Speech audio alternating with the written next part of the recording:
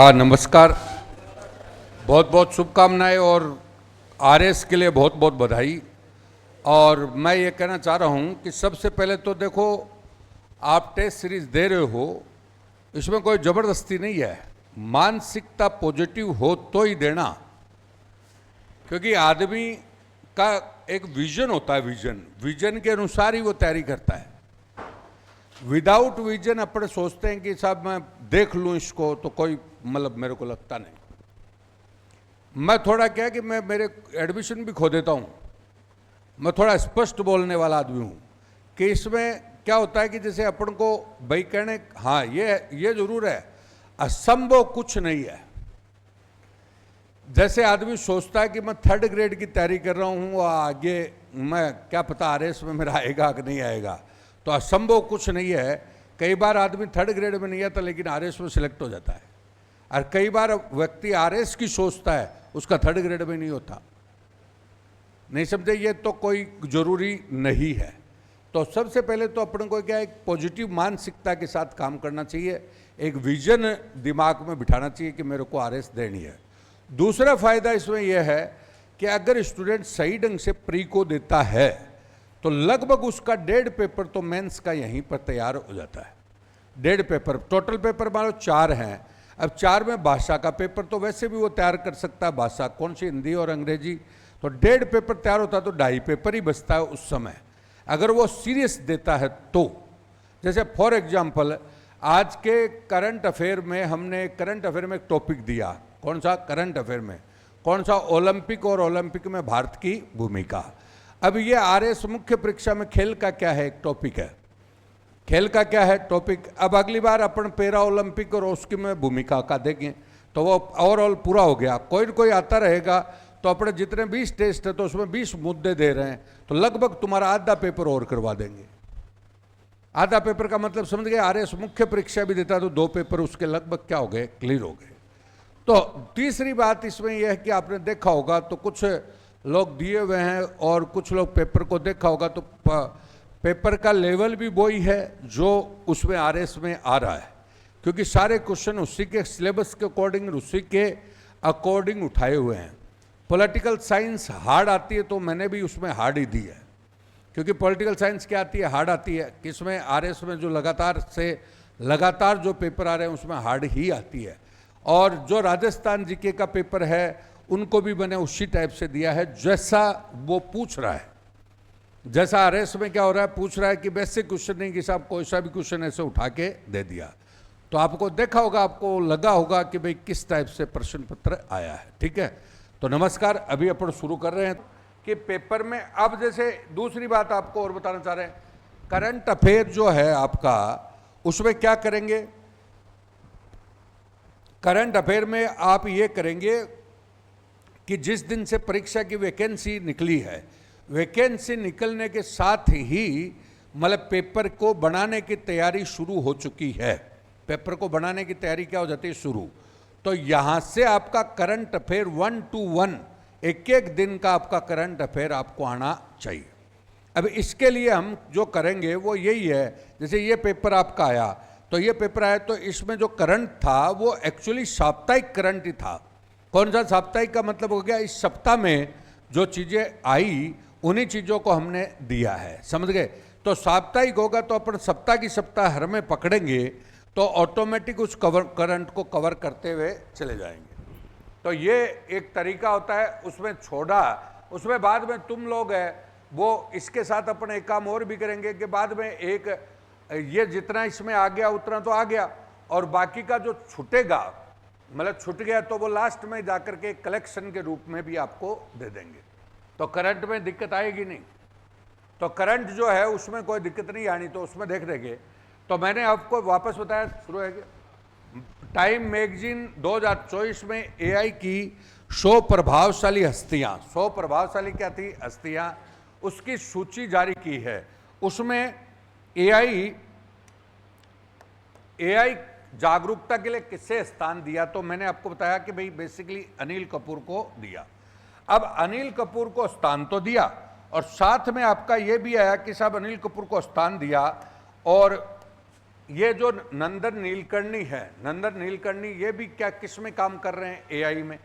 आपका अश्विनी वैष्णव है, ये भी आपका किस में काम कर रहे हैं? एआई। लेकिन अलग अलग लोगों का अलग अलग क्या है? फील्ड है, समझ गए। और अरविंद श्रीनिवास भी किस में कर रहे हैं? एआई। तो आर्टिफिशियल इंटेलिजेंस में काम कर रहे हैं। तो इसमें जागरूकता के लिए जो जोड़ा गया है टाइम में, वो किसको जोड़ा गया है? जागरूकता के लिए किसको जोड़ा गया? अनिल अग्रवाल को, इसको जी, अनिल कपूर को, अनिल कपूर। अब एआई अगर आप पढ़ते हो एआई, तो ये साइंस एंड टेक्नोलॉजी का क्वेश्चन हो गया, क्योंकि एआई टेक्नोलॉजी में आएगा। और दूसरा आपका एआई का एक आध क्वेश्चन पक्का कोई न कोई रूप में आएगा। भाई एआई का पक्का कोई न कोई रूप में क्वेश्चन आएगा। आवाज सही कर। अब देखिए एआई का हमारे राजस्थान के परिप्रेक्ष्य में, अब राजस्थान में भी टेक्नोलॉजी को जोड़ा गया है, राजस्थान में भी टेक्नोलॉजी को जोड़ा गया है। अब एआई से जुड़ा हुआ अभी जो कंप्यूटर है उसका नाम क्या है? एआई से जुड़ा हुआ कंप्यूटर है, उसका नाम क्या हो गया? अवतार। और इसके बाद में हमारे यहाँ पे एआई का पहला एआई रिसर्च सेंटर हमारे यहाँ पे कहां पर लगाया गया? पहला यह आपका झुंझुनू का जो कौन सा है? सैनिक स्कूल। झुंझुनू सैनिक स्कूल में आपका एआई का सेंटर लगाया। सैनिक स्कूल, सैनिक स्कूल कहां पर है? झुंझुनू। उसमें पहला एआई रिसर्च सेंटर लगा था, समझ गए। और अवतार आपका नया जो कंप्यूटर है वो अवतार के रूप में आपका किस में आ रहा है? एआई से युक्त आ रहा है, समझ गए। तो ये टोटल आपकी बात आ गई। अगला क्वेश्चन है वो आपका है पीकेसी। पीकेसी मतलब पार्वती कालीसिंध चंबल, पार्वती कालीसिंध और चंबल। ईआरसीपी के संबंध में सही नहीं है। अब पहले इसका नाम केवल ईआरसीपी था। क्या नाम था? ईआरसीपी। ईआरसीपी हो गया ईस्टर्न मतलब पूर्वी नहर परियोजना, समझ गए।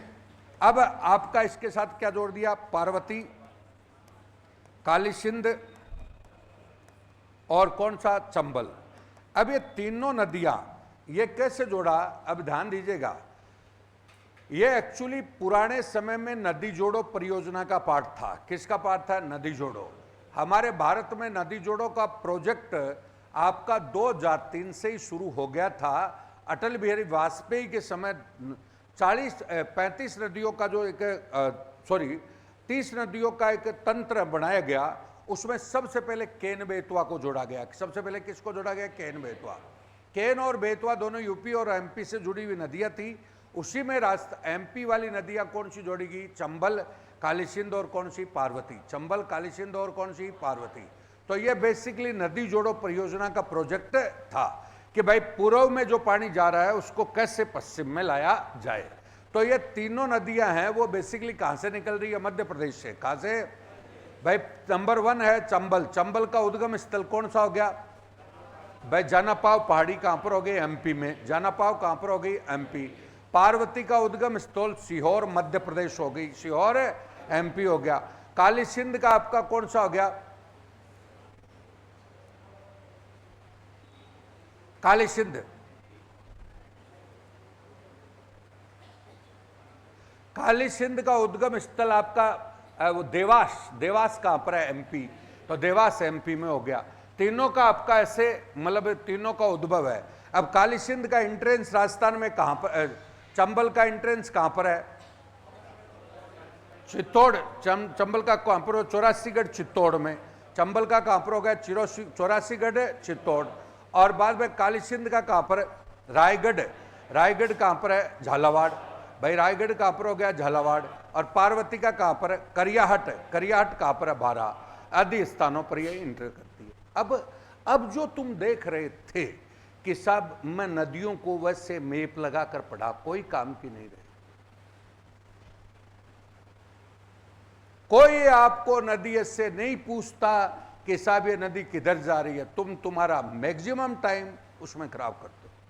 यही तुम्हारे फेल होने का मूल कारण है। तुम्हारे को फेल करवाने में सबसे बड़ा पॉइंट एक ही है कि तुम्हें नदी नालों में ही फंस कर रह गए और बाकी ऊपर उठ ही नहीं पाए। आ गया। तो ये तो होगी तीनों नदियां। अब तीनों नदियों का पानी आपका यहां पे आएगा तो राजस्थान किससे जोड़ा जाएगा? पूर्वी राजस्थान। कौन सा?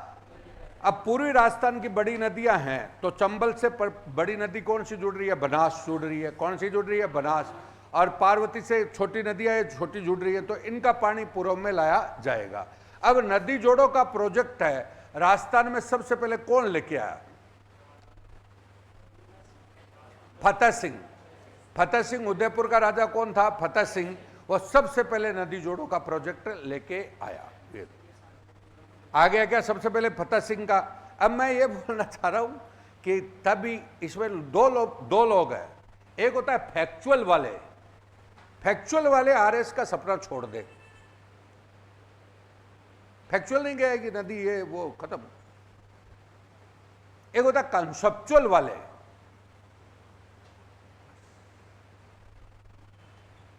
हमें वैसे यही फर्क तो होता है, बाकी तो देते ही है सारे।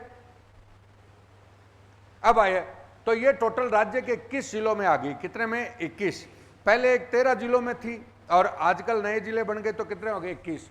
158 इस पे टोटल बांध बनेंगे। 600 मिलियन क्यूबिक मीटर पानी इसमें रिजर्व रखा जाएगा।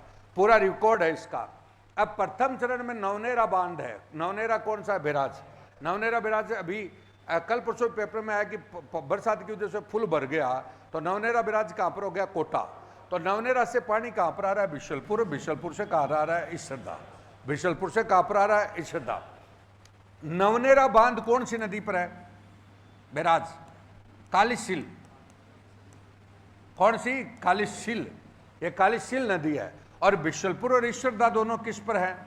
बनास पर। कौन सी पे? अब बनास किसकी बड़ी सहायक नदी होगी? चंबल की। किसकी? चंबल। अब इसमें 100,000 करोड़ की क्या है ये लागत? इसमें 70,000 करोड़ की लागत अनुमानित है अभी। कितनी? 70। तो इसका सी ऑप्शन हो गया।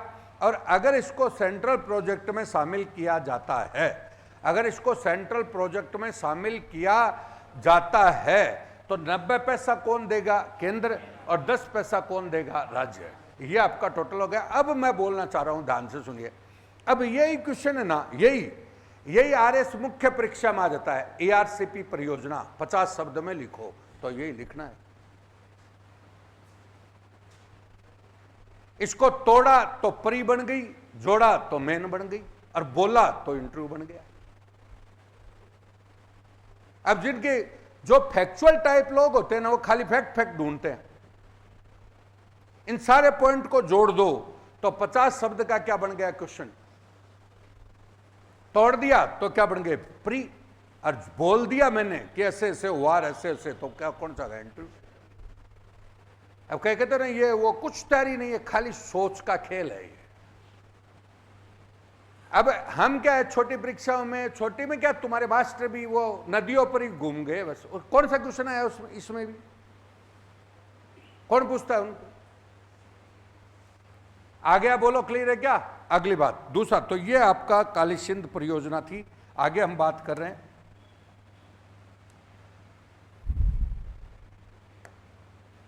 देखिए तीसरा, अंतर्राष्ट्रीय स्वच्छ वायु दिवस आया 7 सितंबर को। अंतर्राष्ट्रीय स्वच्छ वायु दिवस कब आया भाई? 7 सितंबर को आया। बोलो क्लियर है क्या? 7 सितंबर। 72 अवार्ड प्राप्त किए हैं।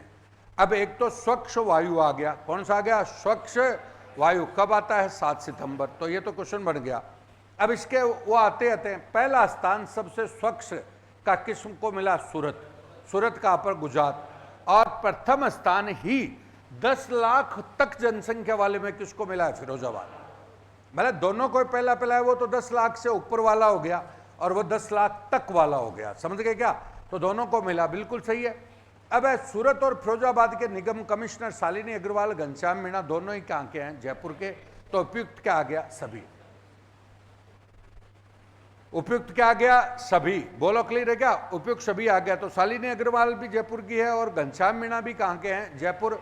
शालिनी अग्रवाल सूरत की क्या है? नगर निगम कमिश्नर है। और घनश्याम मीणा आपके कहां के? फतेहाबाद के हैं। कहां के? फिरोजाबाद के। कहां के? फिरोजाबाद। बोलो क्लियर है क्या? फिरोजाबाद के दोनों हैं।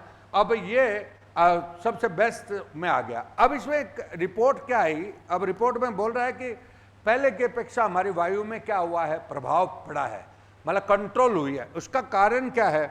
आपका देखिए तो 40% से कम होने वाले शहर 30% से कम होने वाले शहर, 20% से कम होने वाले शहर, मतलब स्वच्छ वायु, समझ गए। तो ये जो बड़े शहर है वो तो 40% से कम आए हैं, हमारा जयपुर का स्थान 20% से कम वाले में आया है।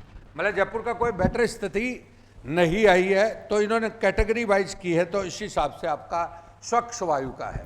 अब इसी क्वेश्चन को थोड़ा दूसरे ढंग से बनाओ। मैं ऐसे बताऊं, बहुत से स्टूडेंट क्या मेरे से इस टाइप से होता है कि साहब पूरा नहीं कराया पेपर। अगर अपन को बातचीत आंसर ही लगाना हो तो मेरे को 10 मिनट से ज़्यादा नहीं लगता। यहां पर तुम क्या करने आते हो? सीखने आते हो इसको। यह समीक्षा क्या है? यह है सीखना। हम प्रत्येक वर्ष प्रत्येक पेपर में डिपेंडेड रहते हैं कि ये मेरे को पूरा पेपर आंसर बता दे, तो आंसर तो वैसे ही आ जाएंगे। सीखो इनसे। तो स्वच्छ वायु दिवस का कौन सा हो गया भाई? प्रभाव किससे पड़ा बोलो? तो हमारी उज्ज्वला योजना के माध्यम से सिलेंडर आए, सिलेंडर की वजह से, इसकी वजह से भी स्वच्छ वायु पर क्या पड़ा है? प्रभाव। और धीरे धीरे हमारा कौन सा, हम ईवी ला रहे हैं, कौन सा ला रहे हैं? ईवी, इलेक्ट्रॉनिक व्हीकल ला रहे हैं, इसकी वजह से भी क्या हो रहा है? प्रभाव। तो ये सब चीजें आपका उसमें आता है। मैं आगे बताइए, आगे देखिए। अगला है काउंटर पॉइंट रिसर्च 2024 के अनुसार। कौन सा? काउंटर पॉइंट रिसर्च 2024 के अनुसार 5G मोबाइल को विश्व में द्वितीय स्थान है, भारत का बाजार में हिस्सा। मतलब 5G मोबाइल को विश्व में द्वितीय स्थान भारत का बाजार में हिस्सा है, भारत का। मतलब ये थोड़ा क्वेश्चन उल्टा सा लिखा गया। मतलब भारत का पूरे 5G मोबाइल में कौन सा स्थान है? द्वितीय। अरे भारत का पूरे 5G मोबाइल में कौन सा स्थान है? द्वितीय, सेकंड स्थान है। पहला दुनिया में है चाइना का। कौन सा? चाइना।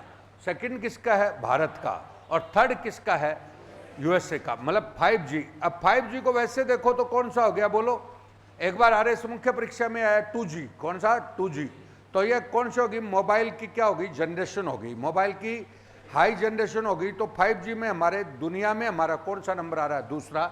लेकिन अब हम कह रहे हैं कि हमारा हिस्सा कितना है, हमारा हिस्सा कितना है? तो इसमें हमारा हिस्सा हो गया 32%। तो किसका? चाइना का। और 13% किसका है? इंडिया।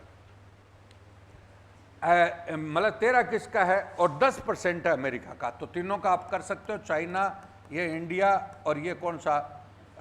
अमेरिका। ये लो, चाइना, इंडिया, और कौन सा आ गया? अमेरिका आ गया। तो टोटल करंट से भी जुड़ता है, उससे भी जुड़ता है। तो ये काउंटर पॉइंट रिसर्च के अनुसार हमारी रिपोर्ट है 5G के बारे में। और आगे देखिए, हाल ही में विदेश मंत्री एस जयशंकर, कौन से? एस जयशंकर। हमारे विदेश मंत्री कौन हो गए? एस जयशंकर हो गए। अब एस जयशंकर ने कहां मैत्री उद्यान का उद्घाटन किया है बोलो? मॉरिशस में किया है। अब मॉरिशस में क्यों किया बोलो? मॉरिशस में इससे किया कि हमारा विदेशी निवेश है ना, कौन सा? विदेशी निवेश जो हो रहा है, मतलब FDI। अब ये भी क्वेश्चन बन जाता है, FDI विदेशी प्रत्यक्ष निवेश, विदेशी प्रत्यक्ष निवेश यानी FDI में हमारा पहला नंबर इस समय आ रहा है सिंगापुर का। कौन सा? सिंगापुर। सिंगापुर का पहला नंबर आ रहा है। अभी PM ने भी यात्रा करी। और सेकंड नंबर आपका आ रहा है मॉरिशस का। सेकंड नंबर किसका आ रहा है? मॉरिशस। तो यहाँ पर अब ये क्वेश्चन आपका 2 साल पहले RS में आया हुआ है कि सर्वाधिक विदेशी निवेश किसका है? मॉरिशस। उस समय मॉरिशस का था, आजकल पहला किसका है? सिंगापुर। दूसरा किसका है? मॉरिशस। तो मॉरिशस में इसलिए मैत्री उद्यान भी बना है। आ गया, इकोनॉमिक्स में चला गया। आगे देखिए अगली बात। हाल ही में युवा पर्वतारोही नीतीश सिंह ने किस देश की सबसे ऊंची माउंट किनाबालू पर तिरंगा फहराया? माउंट किनाबालू कहां पर है बोलो? कहां पर होगी? मलेशिया। तो मलेशिया की ऊंची चोटी कौन सी होगी? माउंट किनाबालू। माउंट किनाबालू। अब देखो ये करंट है ना, करंट में दिख रहा है। करंट इतना इंपॉर्टेंट नहीं है, लेकिन आप वर्ल्ड ज्योग्राफी पढ़ रहे हो और वर्ल्ड ज्योग्राफी में करंट में चर्चा में हो गया। अगला कुछ नहीं दिया, सुमेलित करो, तो सुमेलित करो में आपका काम आ जाता है। अरे दुनिया में पर्वत तो हजारों हैं, कितने के रटोगे? चाहे वो मास्टर तुम्हारे को कितना भी है ना में पढ़ा ले, कितने पढ़ोगे? अब उनमें क्या होता है, एक तो मुख्य मुख्य सातों महाद्वीपों का ऊपर वाला आता है, और या फिर कोई करंट वाला आता है, ये आता है। देखो तुम लोग करते हो ना, उस समय पढ़ते समय तुम्हें अच्छा लगता है कि बहुत पढ़ा रहा है, पर बाद में कोई काम कर। इनमें एक ही क्वेश्चन आता है ज्योग्राफी का, जो पर्वत का इसका, एक तो हमारे 7 महाद्वीप है, तो 7 महाद्वीप का ऊपर की ऊंची चोटियां, ऊपर पर्वत, जो मुख्य मुख्य पर्वत हो गए वो हो गए। इसके अलावा चर्चा में रहते हैं ना, उनमें से कोई सा पूछ लेता है, बाकी तो दुनिया में भरा पड़ा है। अपने वाले पर्वती बस में नहीं आ रहे, राजस्थान वाले आ गया माउंट किनलू। अब हो नेपाल में कौन सी होगी, माउंट एवरेस्ट। अरे माउंट एवरेस्ट कहां पर होगी, नेपाल। नेपाल की मतलब दुनिया की सबसे ऊंची चोटी भी होगी, और वैसे कौन सी होगी, नेपाल में माउंट एवरेस्ट। बाद में हमारी भारत में होगी K2, भारत में होगी कौन सी, K2, कौन सी K2। अब आप इसी पे क्वेश्चन बनाना चाहो, K2 हो गए, बांग्लादेश में है नहीं, बांग्लादेश में नहीं है तो K2 होगी। अब आओ, ये दोनों किसका पार्ट हो गए, वरत हिमालय का। कौन से का, वरत हिमालय का। बोला ऊंची चोटियां लगभग हैं, वो किसकी है, वरत हिमालय का क्या है, पार्ट। दक्षिण में ऊंची चोटी कौन सी, दक्षिण भारत में अनामुड़ाई। कौन सी, अनामुड़ाई। अनामुड़ाई कौन सी होगी, दक्षिण में, दक्षिण में ऊंची चोटी होगी। फिर हम मध्य में रहते हैं, तो मध्य में गुरु शिखर।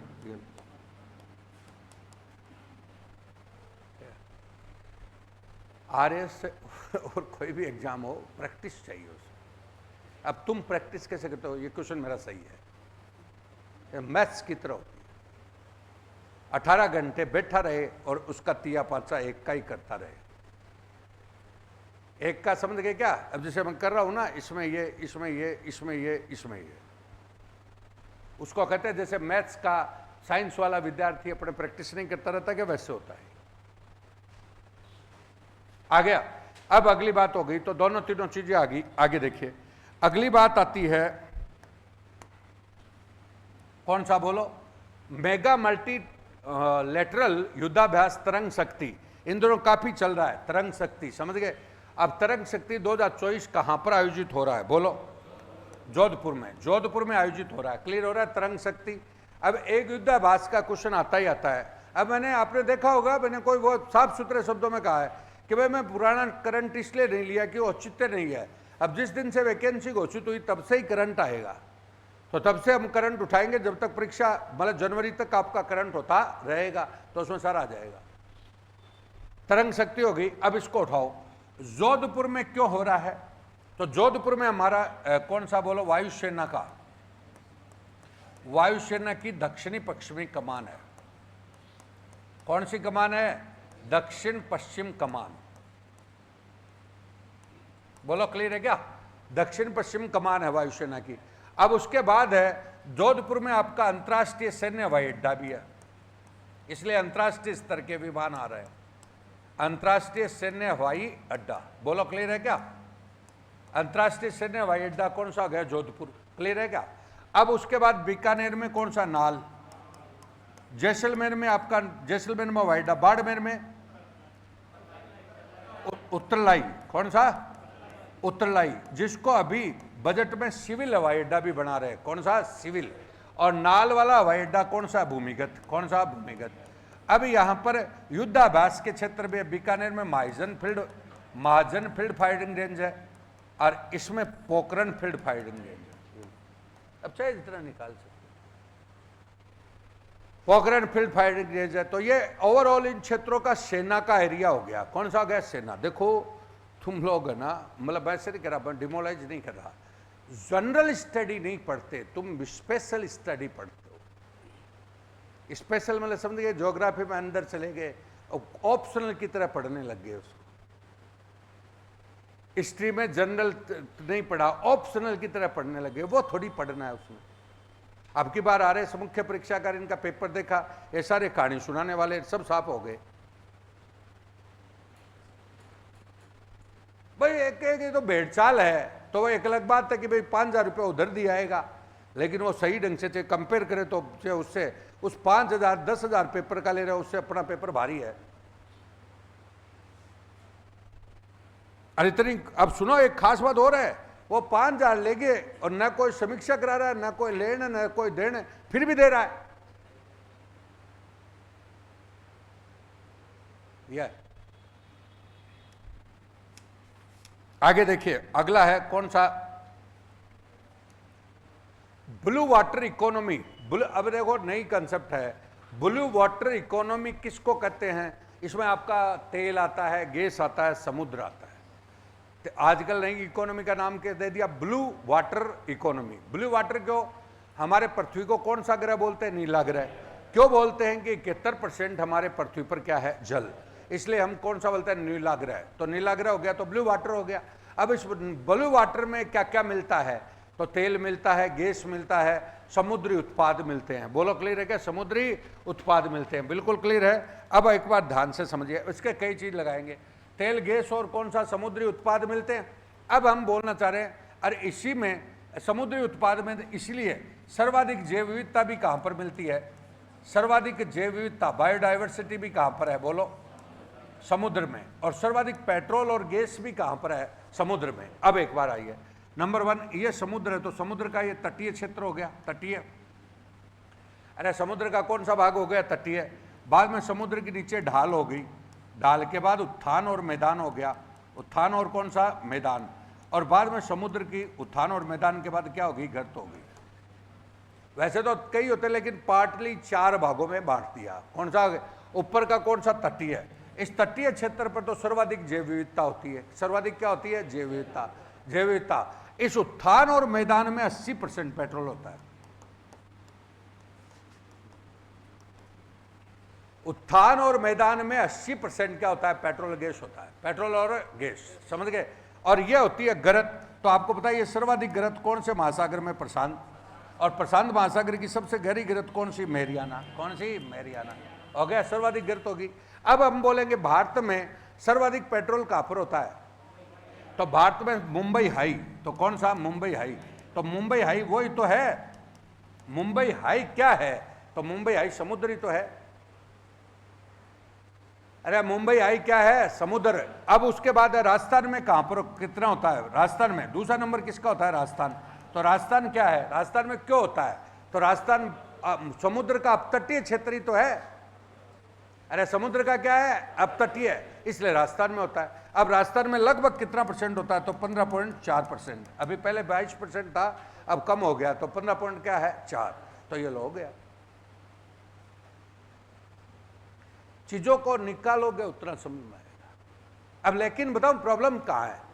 विश्व का महासागर तो अलग रह गया, पेट्रोल इधर क्या पता किधर आ रहा है, तो कहां से पड़ेगा? पढ़ना आता ही नहीं, इन्होंने ऐसा सेट कर दिया इनको कि तुम्हें पास होना ही नहीं। सब कोचिंगों में ही कि भारत, राजस्थान और विश्व करके, और इसलिए तो लड़कियों को 10-10 साल लग रही है, नहीं लगने का चांस ही नहीं है। चलो बोलो क्लियर है क्या?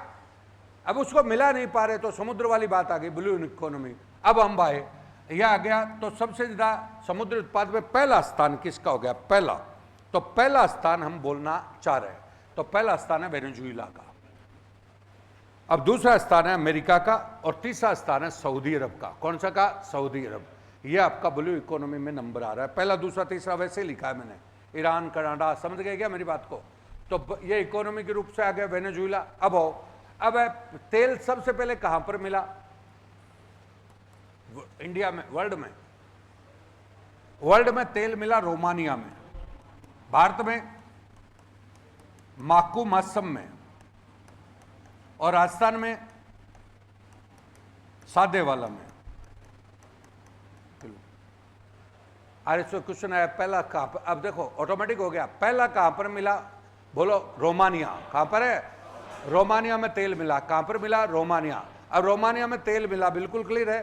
तो सर्वाधिक तेल कहां पर? वेनेजुएला। सेकंड नंबर कौन सा? यूएसए। और थर्ड कहां पर? सऊदी अरब, यूएई वगैरह, ये हो गए, तो ऑटोमेटिक हो गया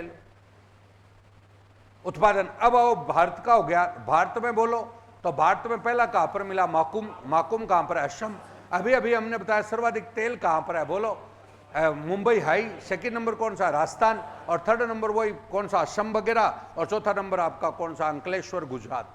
अंकलेश्वर, गुजरात। राजस्थान में पहला कहां पर मिला? सादे वाला। और उत्पादन कहां पर?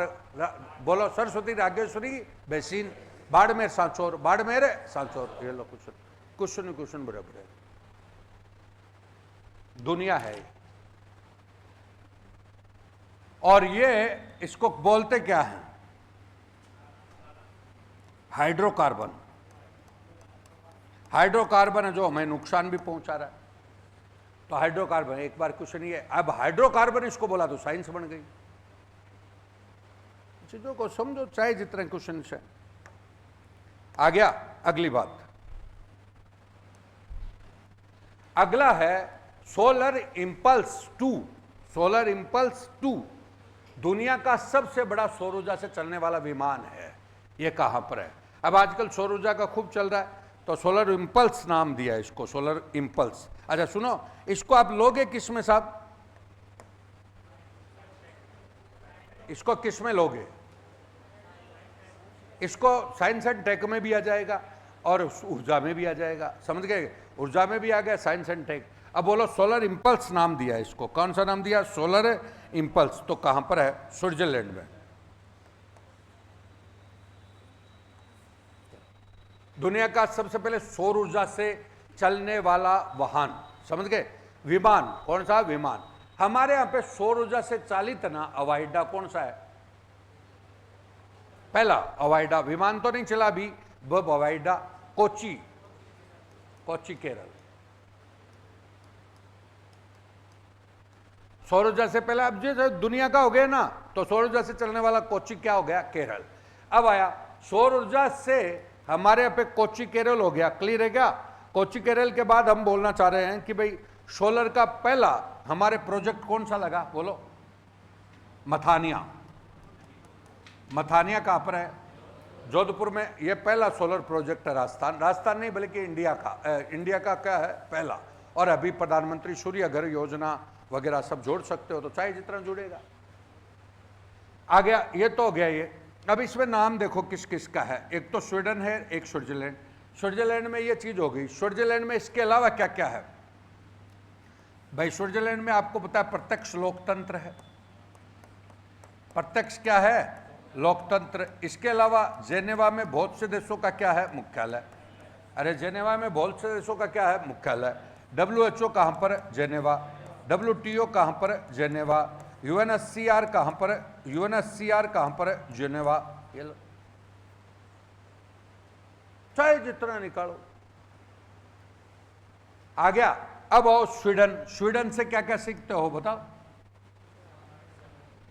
पहली जनगणना कहां पर? स्वीडन। पहली जनगणना कहां पर? स्वीडन। पहला आपका कौन सा? ओम्बुड्समैन कहां पर? स्वीडन। सूचना का अधिकार कहां पर? स्वीडन। सूचना का अधिकार कहां पर? स्वीडन। और ये आपकी ग्रीन एनर्जी कहां पर? स्वीडन। ये लो सब आ गए, चाहे जितना। अभी प्रधानमंत्री मुख्यमंत्री कहां की यात्रा करके आए? दक्षिणी कोरिया। कौन सा? दक्षिणी कोरिया। तो दक्षिणी कोरिया का हमारे यहाँ पे कौन सा पार्क है? कोटरा पार्क। कौन सा? कोटरा। कोटरा पार्क कहां पर है? निमराना। निमराना कहां पर है? अलवर। ये जितना तुम सोच नहीं सकते ना उसके। अब कई मेरे को कहते सवाई सिंह पूरा पेपर नहीं करवाता। पूरा पेपर कहां से कराऊं? 50-20 दिन लगे एक में।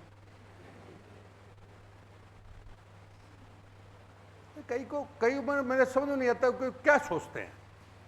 अब इसी को मैं साइन लगाऊं तो 10 मिनट लगेगी।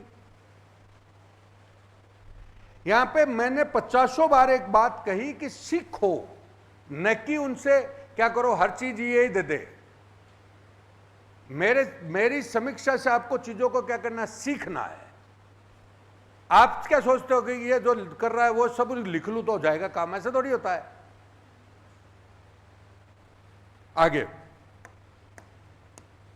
अगला है वर्ष 2023-24 में उपकर समेत विशुद्ध जीएसटी संग्रह। अब आपके इकोनॉमिक्स में बाकायदा जीएसटी दे रखा है। बाकायदा क्या दे रखा है? जीएसटी। अब जीएसटी संग्रह, अब ये करंट का भी हो जाता है। आपको देखा हो आरएस मुख्य परीक्षा देखियो या प्री देखियो, कुछ भी देखियो आपने, तो एक्चुअली क्या है? योजना दे तो रखा है कौन सा? थ्योरी। लेकिन पूछता क्वेश्चन क्या है? योजना का या करंट का? बोलो। तो सबसे पहले तो जीएसटी बोलो। तो जीएसटी सबसे पहले किसके स्थान पे आई? जीएसटी कौन सा कर है? अरे कॉफी के लिए बोलना, हाँ बोलो। अप्रत्यक्ष कर, कौन सा? अप्रत्यक्ष करों का एक देश एक कर हो गया, एक देश एक कर, एक देश एक कर हो गया, ठीक है, ये तो हो गया, एक हो गया। और अब हम बोल रहे हैं भाई हमारे यहाँ पे जीएसटी आई कब? तो 1 जुलाई 2017। और जीएसटी के पार्ट कितने हो गए? 3, सीजीएसटी और एसजीएसटी और आईजीएसटी। कौन सी? आईजीएसटी। रेंज कितनी होगी बोलो? 5%, 12, 18 और कौन सा? 28। 4 इसकी टैक्स की दरें होंगी। 4 क्या होगी? टैक्स, समझ गए? 5, 12, 18 और 28, समझ गए? और महत्वपूर्ण टैक्स कौन सा बाहर रखा गया? तो पेट्रोल, और आपका कौन सा? पेट्रोल निकल लिया। और आबकारी, इसको क्या रखा गया बाहर? आबकारी किसका टैक्स है बोलो? आबकारी, आबकारी राज्य सरकार का। कौन सा? राज्य सरकार। आबकारी कौन सा हो गया? दारू। दारू बेसिकली किससे है? जीएसटी से बाहर है। और पेट्रोल भी जीएसटी से क्या है? बाहर है। तो ये बड़े टैक्स इससे बाहर है। अब आइए और देखिएगा, यह जीएसटी आ गया। अब जीएसटी का अपना टोटल संग्रह, अब जीएसटी के लिए होती है भी, जीएसटी के निदान के लिए क्या होती है? काउंसिल, जिसके अध्यक्ष कौन करता है? वित्त मंत्री। कौन करता है? वित्त मंत्री। देश का, राज्य का वित्त मंत्री, उसका क्या होता है? सदस्य, जो अपनी बात रखता है वहां पे। बोलो क्लियर है क्या? अब आया, अब ये कह रहा जीएसटी का कितना कलेक्शन हुआ है? तो अब की बार का 6.1 ये